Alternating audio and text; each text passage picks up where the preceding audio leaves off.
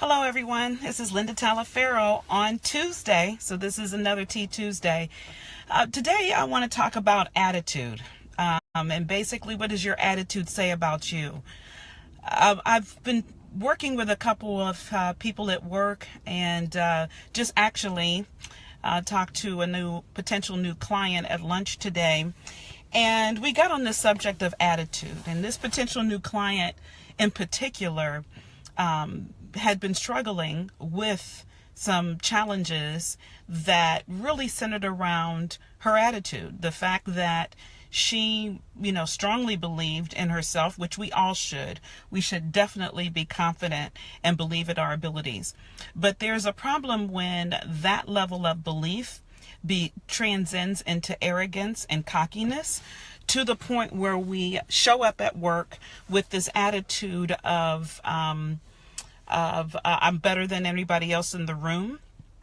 I know it all. And because I'm better than everybody else in the room and I know it all, therefore I've arrived. And so everybody should follow and listen to me. And how dare you if you don't see what I see and therefore promote me? We get to this point of entitlement because our work product has high quality. And again, that belief in our minds that we've arrived and we rise above. So think about yourself. Reflect on how you show up every day in the office. What does your attitude say about you? Do you come in with a chip on your shoulder? Do you have an attitude of, so-and-so does X, Y, Z. So, clearly, I don't understand why there's a problem with me. Or do you have an attitude of, like this person I was talking to, of being better than? There's not a sense of humbleness or collaborativeness. There's not any of that in your spirit at all. So if your attitude is one that casts a negative shadow, does it translate to your real readiness to have a seat at the table? Can people really see your value and what you bring in spite of your attitude? Or does your attitude get in the way and people really can't see that you do bring value, that you have a level of intellect, that you should be that next senior manager, that next director, that next VP, SVP, whatever you're targeting and going after? Attitude truly does translate to altitude. And I know we've heard that saying before, and I've found some great quotes from people that I've posted on my Instagram page and also in LinkedIn centered around this, because especially millennials, that come into the workplace, they come from a different mindset. They come from a different place in our history. High technology, information is right now at their fingertips. Everything is now. And for some of them, that can affect their attitude.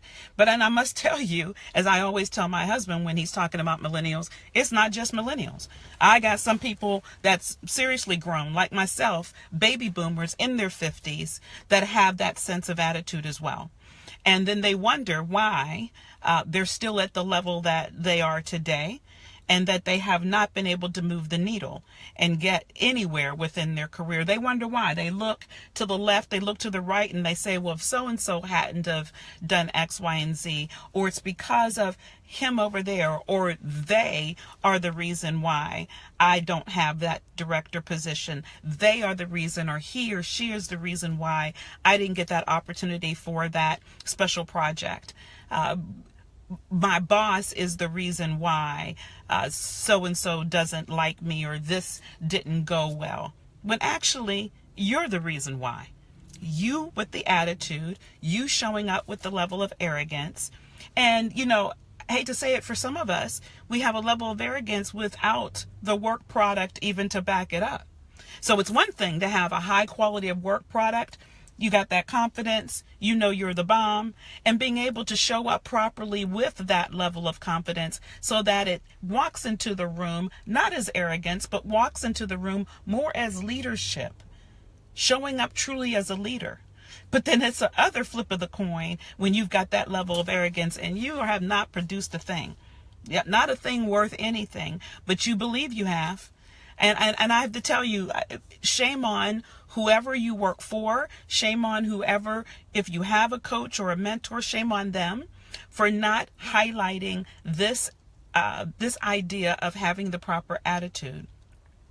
I had a young man that was reporting to me when I joined Meritor in 2014. Extremely intelligent, very capable young man. Very, very capable. But his attitude, OMG, for real. I mean, there was a point in time where during a staff meeting, I had to tell him to stop talking. I mean, I didn't say shut up, but I'm telling you, I was feeling like saying shut up. But I'd tell him to stop talking because I can't say he wasn't self-aware, because I truly believe he knew, but he had this level of arrogance, this attitude that preceded him before he even came around, to the point where he's been thrown out of people's offices, or when his name came up, people did not want him on the project. And it was unfortunate because he was extremely capable and he should have had the next opportunity or that promotion, but he just did not. And I'm going to tell you, I think I was honest with him. I had a conversation with him I think no one else had. Well, I know no one else had, because he told me no one had been that direct. And I told him, I said, you are in your own way. You are in your own way. And until you allow yourself to step down, be a little vulnerable, be open to change, be open to listening for feedback, turn on that self-awareness switch every now and then in your private time, look in the mirror and just be real with yourself. Until you do all those things, you clearly are going to be where you are as long as you work in corporate America. Now, most likely you're best as a consultant, you're best probably as an entrepreneur, potentially, but then you have you could be, dismissing your clients. Your clients could not want to have anything to do with you, depending on that. So, I don't even know if entrepreneurship is the right vein, but he just could not get out of his own way. He just really could not. And therefore I separated him and he moved on. And I will tell you today, you know what he's doing? He's a consultant.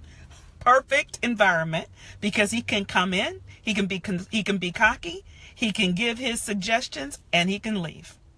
Company takes them or they don't, but he's done his job.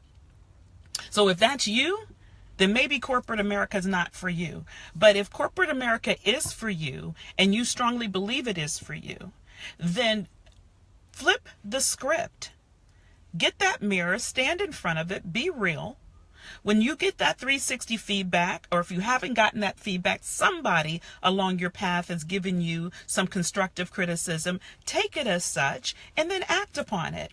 And I'll be honest with you, it's not necessarily easy to change some parts of our personality. Some things are just who we are, but I do believe people can change. They have to want to, though. You have to want to change. And if you need the help, recognize you do, reach out for a mentor, reach out for a coach, and get that assistance. I'm going to tell you, you do that and flip the script on your attitude, your altitude will start to change. You'll get higher. You'll move into opportunities. You'll get those special projects. All those things that you've been striving for will start to unfold and open up for you. So, remember, attitude does clearly determine your altitude. All right, so that's enough for the Tea Tuesday. You guys have a good rest of your day.